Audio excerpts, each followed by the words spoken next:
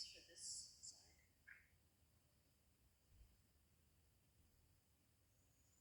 One way or another, let there be light.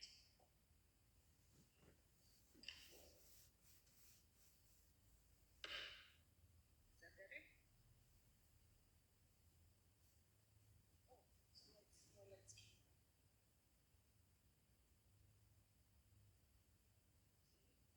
There seems to be more light just 2 feet in front of you. So you can come further. Come closer, there's more light right here. So we're on First Canto, Chapter 7, Text 2. So 172. Sutta Uvacha Brahmanadyam Sarasvatam Ashrama Pachchime Tate Samaprasha Iti Prokta Rishinam Satravardhanaha Sutta Uvacha Brahmanadyam Sarasvatyam Ashrama Pachchime Tate Samya Prasya Ita Prokta Rishinam Satravardhanaha Sutta Uvacha Brahmanadyam Sarasvatyam Ashrama Paschime Tate Samya Prasa Iti Prokta Rishinam Satravardhanaha Sutta Uvacha Brahmanadyam Sarasvatyam Ashrama Paschime Tate Samya Prasa Iti Prokta Rishinam Satravardhanaha.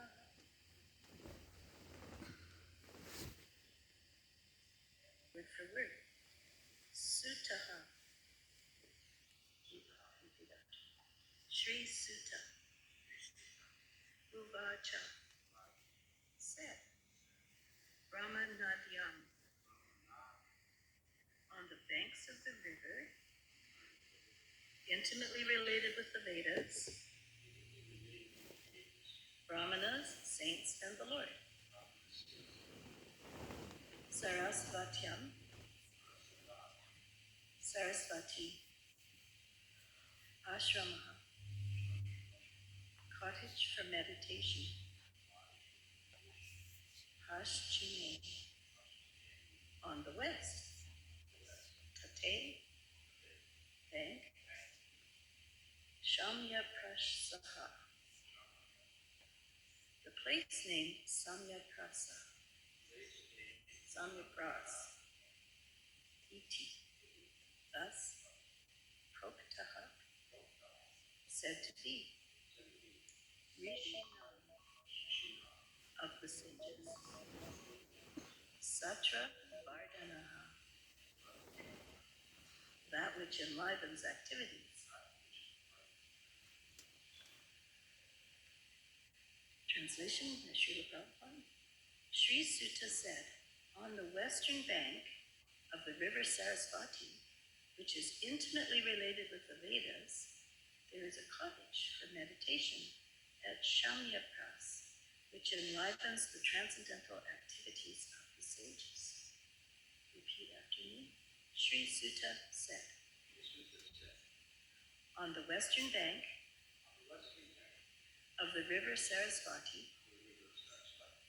which is intimately related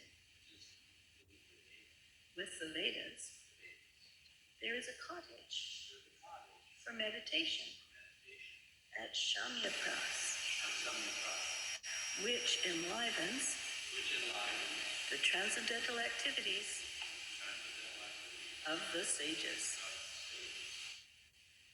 Purport by His Divine Grace Srila Prabhupada, Srila Prabhupada Ki Jai. For spiritual advancement of knowledge, a suitable place and atmosphere are definitely required. The place on the western bank of the Sarasvati is especially suitable for this purpose. And there is the ashram of Vyasadeva at Shamyapras. Srila Vyasadeva was a householder, yet his residential place is called an ashram. An ashram is a place where spiritual culture is always foremost. It does not matter whether the place belongs to a householder or a mendicant. The whole Varna ashram system is so designed that each and every status of life is called an ashram. This means that spiritual culture is the common factor for all. The brahmacharis, the grihastas, the vanakas, and the sannyasis all belong to the same mission of life, namely realization of the Supreme.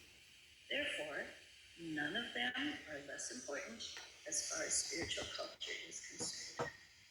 The difference is a matter of formality on the strength of renunciation.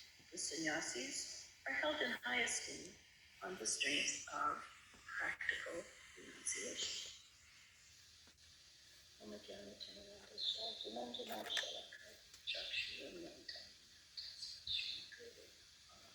I was born in the darkest ignorance. My spiritual master opened my eyes with the torch of knowledge. I offer my humble obeisances unto him and all members of Sri.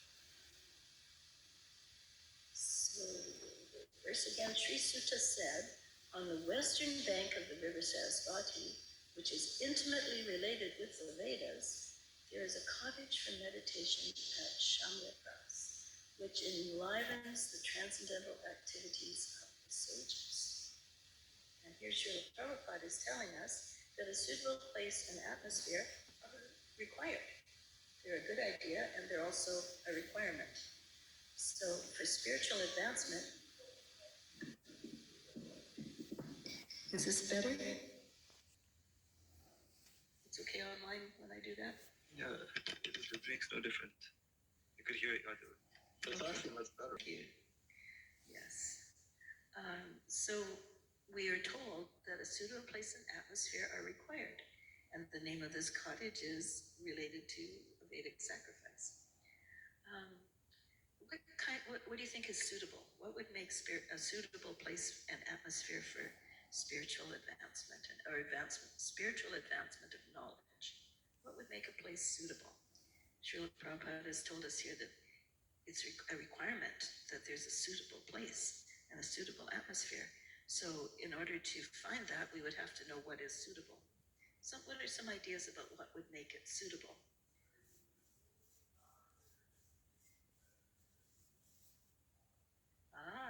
So a beautiful environment, says Leelananda, with trees and fruits and flowers. The water is not polluted. No dangers, no snakes, no tigers. Yeah, no noise, only nice noises. Eh? Yeah. So now we've had some idea of the setting, of the beauty, of the nature. We've also have some idea of the safety. What else would make it a suitable place?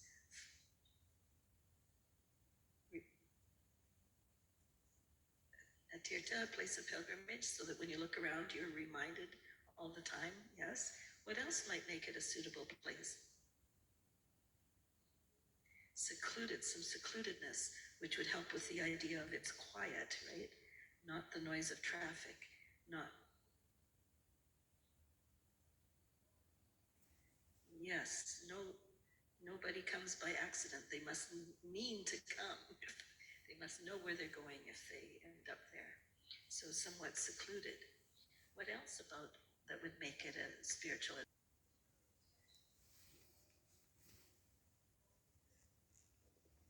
Yes.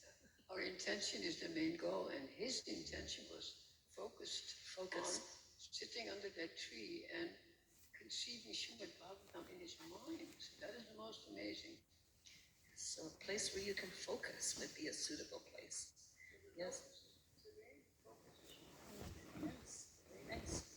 Since it said that this is a place for spiritual advancement of knowledge, what else would be good if it was there? Oh, interesting. You're saying alone. Alone in a secluded place. That for meditation, Bhagavad Gita, yeah. Yeah. But interestingly, if you want an advancement of knowledge, where's the knowledge going to come from? You're bringing your own knowledge. Could come from Paramatma as you silently listen. Could also come from other saintly persons that are there. Like if you go to a place that's a tirtha, possibly there'll be others who've come for the same reason. They may be able to teach you and advance your spiritual knowledge. You may be able to teach them. And often when we teach, we learn a heck of a lot ourselves. Exchange spiritual knowledge and realizations. Yeah. So a suitable place and atmosphere. So now we've got a little bit of an idea of what would make a place suitable, what would make the atmosphere right for the advancement of spiritual knowledge. And Srila Prabhupada tells us that the ashram of Vyasadeva was especially suitable for this purpose. It was in a kind of a titi because the Saraswati is intimately acquainted with, intimately involved with, what's the word it actually uses? Related, intimately related with the Vedas. So how is the Saraswati intimately related with the Vedas? 3 verses.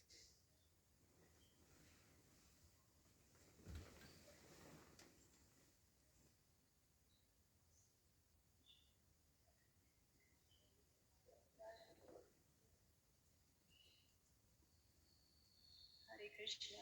It was when Lord Brahma was meditating, it was actually the eternal consort, Saraswati, the eternal consort of Lord Nrsimhadev, that within his heart she gave the Gayatri mantra.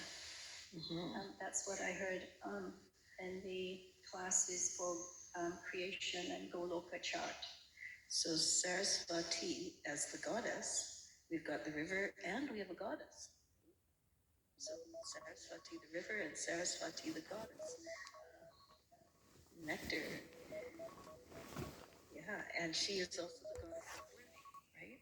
And of music and of cultural things. Yeah. So, so this particular place was very suitable, and that's where Vyasadeva had his home. The next thing Srila Prabhupada points out to us is, sorry.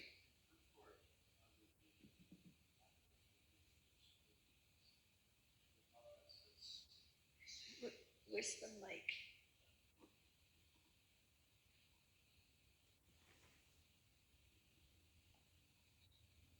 And another verse, he interchanges secluded with sacred. Isn't that interesting? Sacred place. And in the purport, he says, sacred place refers to places of pilgrimage, such as Prayag, Mathura, Vrindavan, Rishikesh. Yes. Isn't that right? How it, yeah. Mike? Prabhupada says, don't be a Bhajananandi. This is exactly the opposite of what it says in this verse. Because people always quote out of context to make a point. Well, this verse isn't, this one we're on today isn't saying that it needs to be secluded from other sages. It's saying it needs to be, secluded from the Russian turmoil of the world, right? It needs to be peaceful and conducive environment. And, hopefully in the titis, hopefully, in the tirthas, hopefully in the places of pilgrimage, hopefully most people would be there for spiritual reasons, would be there for pilgrimage. Of course, the more popular they get, the more other stuff there is there. But to start with, people would come there for a spiritual reason. And as some of you were able to visit Vrindavan in the early days, like people came for a spiritual reason. It wasn't a great big marketplace idea. It was a sleepy village with, layers and layers of spiritual history. So of course, sometimes, unfortunately, the very success of the place of pilgrimage results in a lack of that mood of seclusion and privacy and sacredness, but still a sacred place, right? Just like Jagannath Puri, I used to go every winter to, but in the end I couldn't go because people would go from Calcutta, jump in the train, go to Jagannath Puri, sit on the beach and drink. In the morning, all the garbage are filled with liquor bottles. It became a dangerous place. Oh my goodness. That's Jagannath Puri, and that's 20 years ago. Yeah, even 10 years ago, there was so many weddings all the time that anyway, it's great that people want to go to a place of pilgrimage for their wedding. So what we're learning that a suitable place and atmosphere are required, and we're learning that Vyasadeva had such a place, and we're learning that he was a householder, and yet his place is considered an ashram, is considered a suitable place and atmosphere. So it appears so. He was a householder. He did have a wife, obviously, yeah, and he did have a child, obviously, and usually more than one happens, usually. And so the point is that an ashram, you can make your place an ashram even if you are not the founder acharya of a movement or a monk or something like that. Even if you are not a sannyasi, your place of residence can be an ashram. So then Srila Prabhupada tells us that the definition of an ashram is a place where spiritual culture is always foremost. Okay? So what are some practical things that are probably happening if the spiritual culture is foremost in the activity of somebody's residence? I see an answer coming up over here. Radhika, could you give Saraswati the mic? Okay. What? Hare Krishna, everything is centered around Krishna, and the no doubt bhakti, starting with hearing and chanting. So lots of things centered around Krishna. Bhakti is happening, hearing and chanting is happening. So that's what we would mostly hear if we were there, is hearing.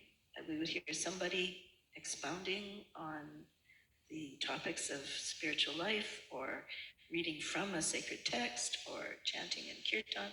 We would mostly what we would hear would be related to Krishna and not families arguing or those kind of things. I mean, even a non-family can have a place where there's a lot of arguing. Make one more comment on ashram.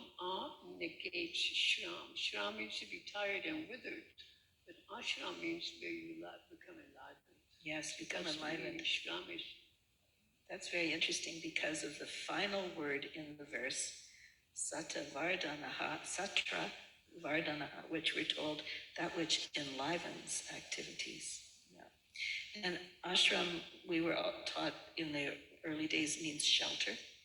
It's a place of shelter where these, you can be safe from. So the shelter, everybody can make their residential place into an ashram. As you explained, it's a safe place. So now we've heard from Saraswati what we'd hear if we were there. What would we see if we were there? Or Jagavinda, you go ahead. I'm just going to make a comment on the term. It's Varna Ashram, Yeah. Varna Ashram. The Varnas and And the there's 4 ashrams. ashrams. Yep. So, And Prabhupada mentions them in this verse and says that any one of them, it's an ashram. any one of those is an ashram, is a shelter. And anybody in any of those ashrams can make their home an ashram. Typically, at the door of an ashram would have a sign saying no meat, alcohol, or tobacco are allowed in this So that also makes it a sacred, and it's posted. It's So posted. that's also ashram. That's an ashram that the public might come to. And if it's an ashram that's your own home, how would that relate? You just wouldn't have those, right? Right. You just would, yeah, you'd be observing no meat, fish, or eggs. You'd be observing no gambling. You'd be observing no illicit sex. What's the other one? No intoxication. You'd be observing no intoxication, and this would keep your ashram, keep your house, your place of residence in more of a mode of goodness, and maybe getting towards some transcendental activities. Who would you invite to your home?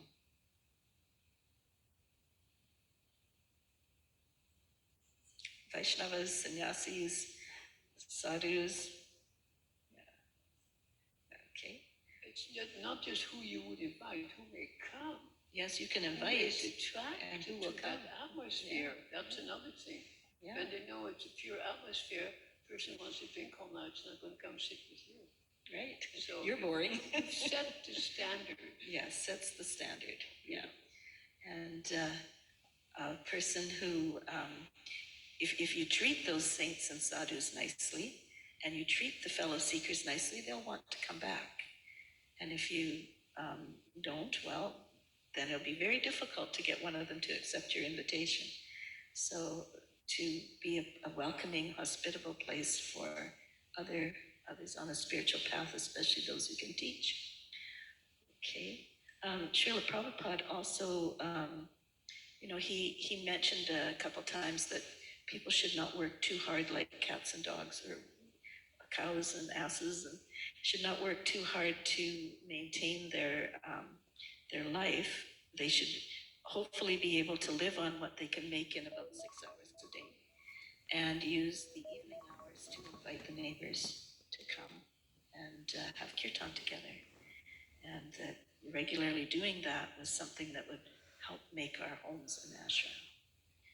So as Jai Govinda was getting toward, the Varnashram system, as his purport mentions, Srila Prabhupada mentions, is that every status of life could become an ashram. They are designed as ashrams. They're called ashrams, they're shelters. That means the brahmachari ashram. It is a shelter. And Varna means color. Means color or designation. Yeah. Or, But we're that's not the whole- talking about them today because Prabhupada didn't mention them in the purport. But yeah, obviously for the Varnas, there's 4 kinds of brahmacharis, 4 kinds of grihastas. Yeah. So a very useful grid of 16 squares where there's a wonderful place for everyone. So the brahmacharis and the grihastas, some people feel bad about, oh, I'm in married life, I won't be as spiritual as somebody who is a brahmachari. But actually grihasta is graduating. It's when you have perfected your student life, then you could be considered eligible to move to a level of more responsibility. The grihasta ashram, when you're a brahmachari, that you're not supposed to be making your own decisions. You're supposed to be following the guidance of the guru only, right? You beg for the guru, you do whatever service the guru asks you to do, and you don't think about, oh, this would be an interesting idea. Maybe I could open this kind of a project, or maybe I could. You don't think like that on your own. That's for the next level of responsibility, usually after the age of 25, where you would graduate into the Grihasta ashram and take responsibility. Now you're responsible for a few people in your family, and you're responsible to think of projects. You're responsible to run a house that people can come to as an ashram. Now there's responsibility involved. So it's actually a graduation.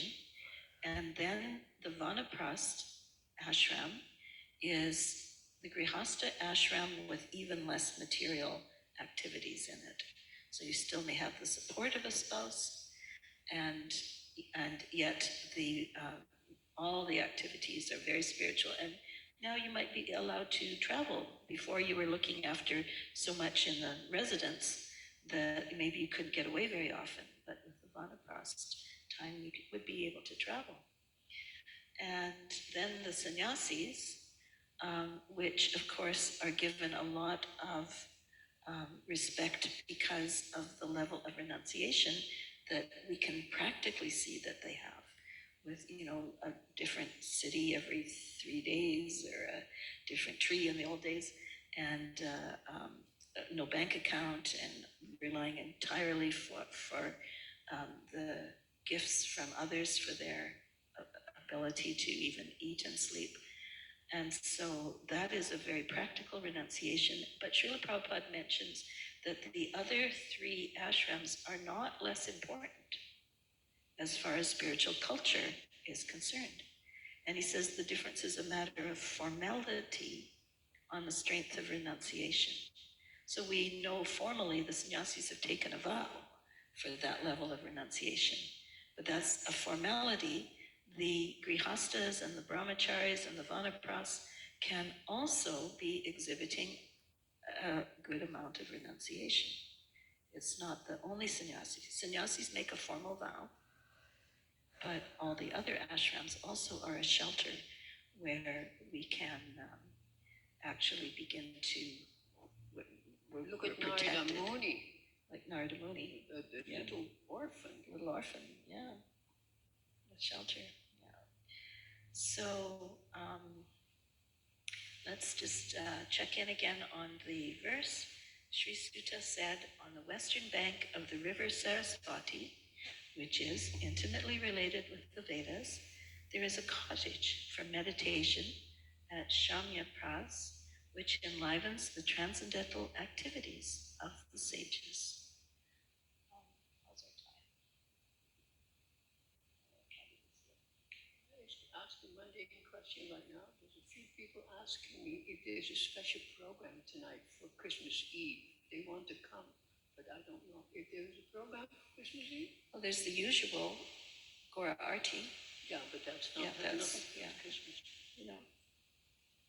New Year's Eve. No, okay, then I will do Is there a program tonight for Christmas Eve? Christmas Eve. I don't Okay. think so. I will tell them. Tell them to come for the Arti.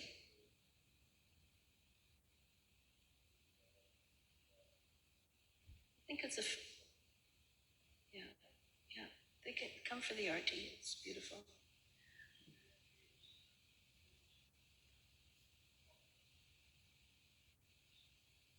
Well, you can certainly come and sing tonight. Yeah. So I can't see the clock quite. Okay, good. 1:45. Perfect. Time for discussion. Any thoughts, complaints, contributions? Saraswati? Sorry, I just want to say the fact that you sit in a bucolic environment is so important. Just like our property is quite bucolic. You can sit wherever you like, under a tree, under a willow, and find a little solitude. So it's very good. Our place also is very ideal for meditation. Yes.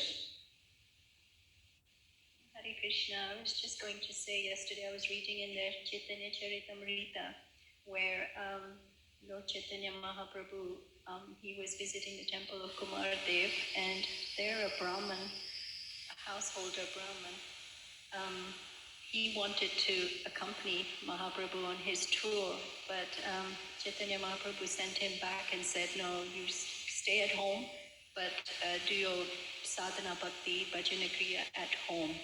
You don't need to come with me. And also, there was a verse that Mahaprabhuji quoted. I don't remember the entire sentence, but it started with Kipa Vipra, Kipa Nyasa, Sudra.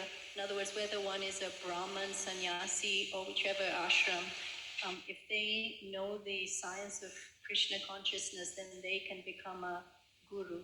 And Srila Prabhupada was saying how some of the caste brahmanas were arguing that no, if one is a non-Brahmana, he can be a Shiksha guru, but not a Diksha guru, which Srila Prabhupada completely shut down. That, well, Mahaprabhuji, he was following that. No, that's not true. No matter which ashram you come from, if you know the science practice of Krishna consciousness, then you can be a guru, shiksha, diksha. Of course, in the ultimate issue, whether you're a diksha or a shiksha guru, it's the same. You're a representative of Krishna.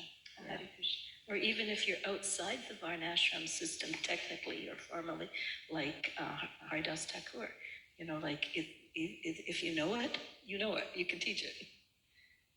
And one more remark.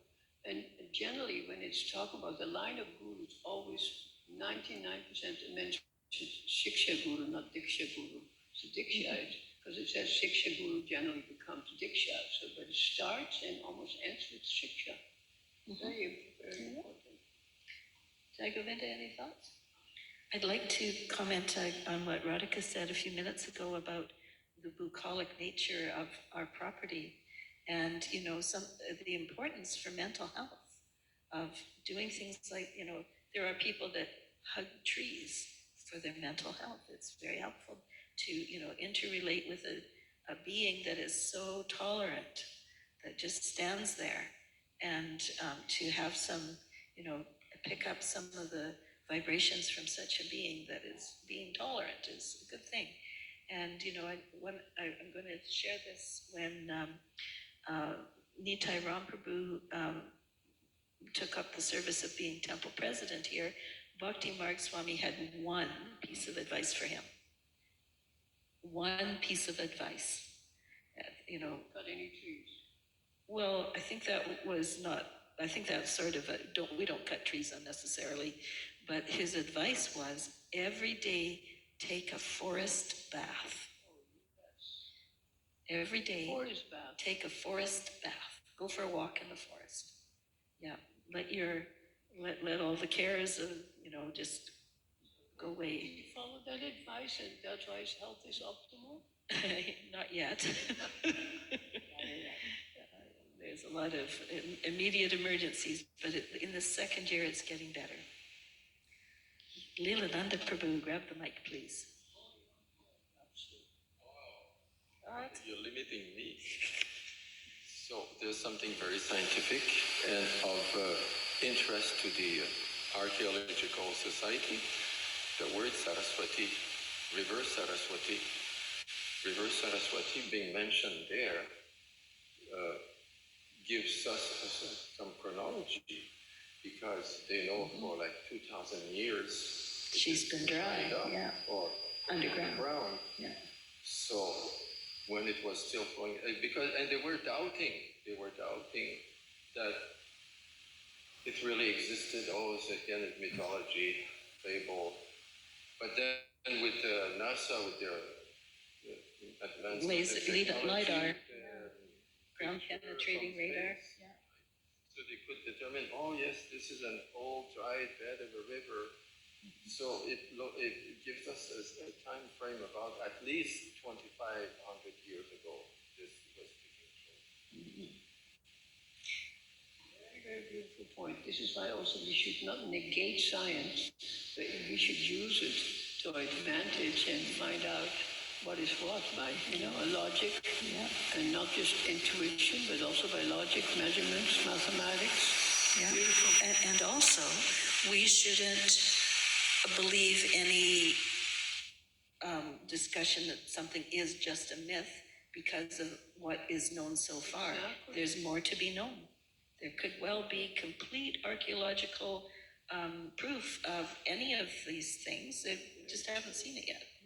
Very good. Yeah. Very good point. Another thing about the river Saraswati, as Leelananda Prabhu was saying, she has gone underground. She's not visible on the surface anymore. Hopefully that's not a metaphor for spiritual knowledge in the Kali Yuga.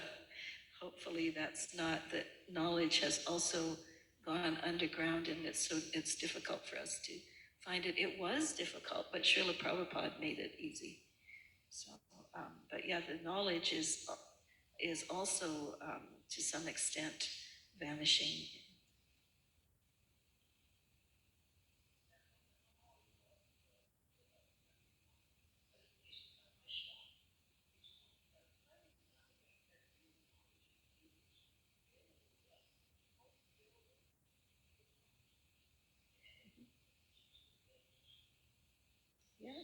He keeps saying it's secret. Yeah.